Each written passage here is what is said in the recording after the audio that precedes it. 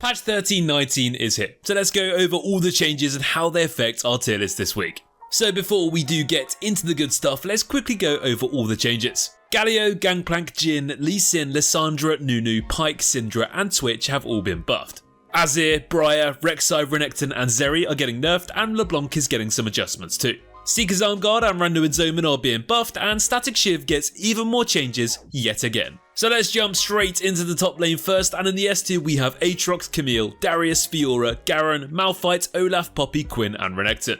Gangplank has got some pretty huge buffs to his ultimate this week, reducing the cooldown of his ultimate and boosting up some of the effects from Death's Door to slow and raise Morale's movement speed. Now Gangplank is one of those champions you have to know what you're doing to actually make him effective, which is why he's sitting in the A tier. He's in a good spot, he's going to get even better, but only if you really know what you're doing. The barrel combos, the scaling, the ultimate AoE devastation, there's so much to like about Gangplank, but this doesn't change the fact that if you're first timing him, you probably aren't going to win the game. If you do want help with the best Gangplank builds and runes and even combos too, then don't forget to head to mobalytics.gg and download our desktop app. And let us help you learn and master Gangplank easier in just a few clicks. Quinn has had one of the most impressive win rates in the game in the top lane over recent weeks. And as long as you know how to pick her in the right lanes and the right matchups, there really is not too many better options. She can bully lanes into oblivion and she can snowball and roam her way to easy wins. So if you've already got a bit of frontline in your team and champion select and it's the right matchup for you to pick Quinn, go for it.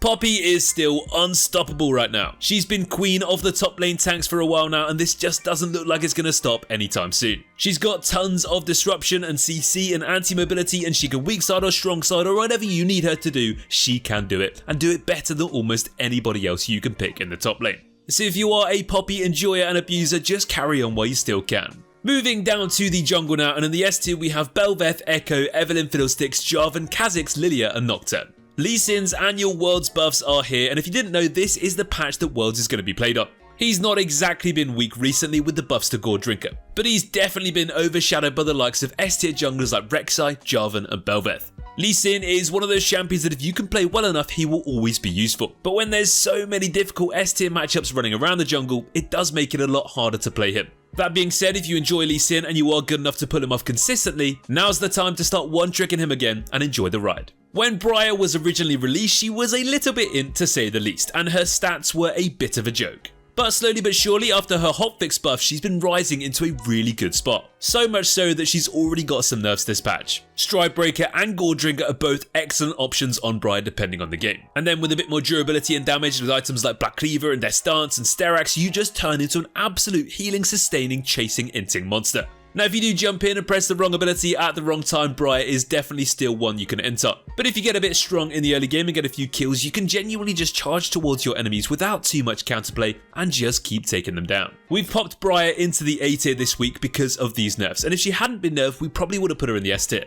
Briar is definitely a lot stronger than people think. She's got that insanely high new champion inflated ban rate, but honestly because of how strong she can actually be, this might stay quite high anyway. Rek'Sai has finally been hit with a huge series of nerfs to her passive Q and W. It's safe to say she's had her fair share of the spotlight in the jungle recently, and despite Riot already nerfing her a few times over the last few months, they've just not really done anything. She has been riding the strengths of Stridebreaker for a while now, so now she's got her early game damage and sustain hits pretty heavily. Now we don't think Rek'Sai's going to fall off a cliff, but we are going to move her out of the S and God tier into the A tier, but she's definitely one to watch out for. Every other nerf so far they've done to Rek'Sai hasn't really made a difference, but this time we feel like it might make a bit too much of one.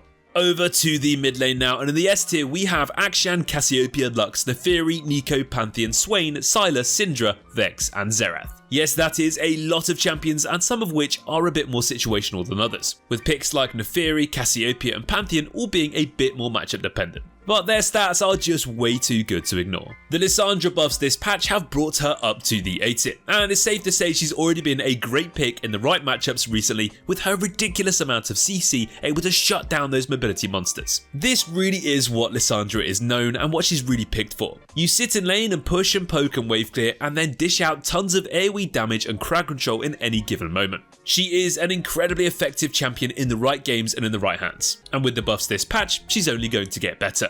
Syndra is one of those mages that's always been such a threat in the right hands, and with worlds around the corner, this is the perfect time for Riot to buff her. Syndra has solid laning and wave clear, she's got good push potential, she's got good poke, but she also has fantastic gank setup, and then of course her absolutely ridiculous scaling. Late game Syndra is one of the strongest powerhouse mid laners you can go for, offering both incredible AoE damage and CC, but also insane single target burst too with her ultimate. So if Syndra is in your champion pool, now's the perfect time to start playing her properly again. Now in the right lanes and the right matchups, there really is not too many better options than Pantheon right now. He's easy to play and he's easy to be impactful on. And if you do get a bit too fed in the early game, you will deal so much damage and snowball ridiculously quickly. The great thing about Pantheon as well is even if your matchup or your lane isn't that great, you still have fantastic gank setup for your jungler and amazing roaming too with your ultimate. So there's always a way you can still win the game even if your lane kinda sucks. Speaking of your lane kinda sucking, let's move down to the bot lane now. In the S tier we have Ashe, Ezreal, Jhin, Kai'Sa and Vayne. Jhin has received some nice big juicy buffs to his ultimate this week, and that's why we've actually moved him up to the S tier again. Jhin has already been performing much better than people give him credit for recently, with Stormrazor just being so strong on him. He's always been one of the most consistent AD carries in the game to play. You may not be the best duelist and you may not have the most consistent DPS, but what you do have is a fantastic lane phase, a great mid game, and a very punishing late game too. He's got close range burst, he's got long range damage and CC, and he also has great spacing and control with traps and movement speed and everything else in between. So if you are a Jhin enjoyer and you haven't really been playing him recently, now's the best time to bring him back out again. Now one champion you would have definitely been playing recently is Kai'Sa. And guess what, she's not going to go anywhere anytime soon. You've got Shiv into Rageblade and full AP, or you've got traditional AD carry with Navori Quickblades, or even the most popular build nowadays, which is the Duskblade Umbral into full AP. It really doesn't matter too much what you build on this AD carry though, because whatever happens, she seems to continue to be one of the most dominant and consistent and strongest AD carries for you to play. So if you are having success with her and enjoying her, carry on. An AD carry that isn't as consistent as Kai'Sa but still in a fantastic spot is Vayne. And although there has been some changes to Static Shiv this week, she's going to remain in the S tier after just proving how good she can actually be. Vayne is the queen of single target DPS and kiting and peeling and really showing off to your friends at the same time. And although she is a bit more matchup dependent than the others in the S tier, if you get her in the right games, she can be easily so much better. With a bit of peel and the right items, Vayne can tear through anyone. So without any nerves this patch, keep calm and carry on kiting. Finally, let's finish off with those supports then, and in the S tier we have Bard, Blitzcrank, Janna, Lux, Pyke, Rakan, Senna, Soraka and Thresh. Now Riot seem to think that Pyke hasn't really been too strong recently and they're giving him some buffs, but from what we can tell he's already been in a great spot over the last few weeks. Now you do have to be careful when you buff Pyke because if he gets a bit too strong he can be ridiculously oppressive. They've increased his base stats with some health growth and also reduced the cooldown on his W.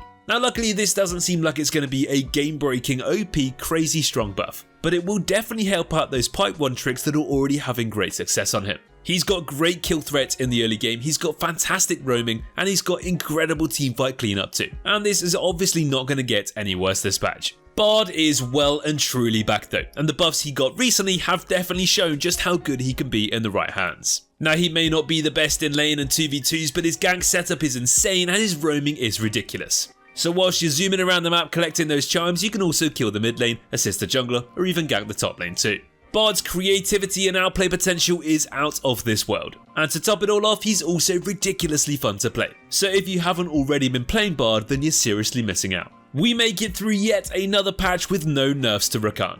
And he really has been one of the best supports all year in both of these Season 13 splits. He just has everything you need in a support's kit. He's got CC, he's got shields, mobility, sustain and everything in between. And his skill ceiling is crazy high too. So if you are good enough at playing him, you really show just how strong he can be with all of those things he offers. The best part about Rakan too though is how diverse he is and how versatile he is in Champion Select. You can pick him into almost every single team comp you come across and along with so many different AD carries too. So if you are looking for a support to main right now who seems to have undeniable plot armor this season, go for Rakan.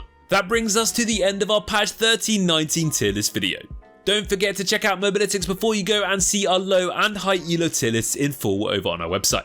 Thanks for watching guys, and as always, take care.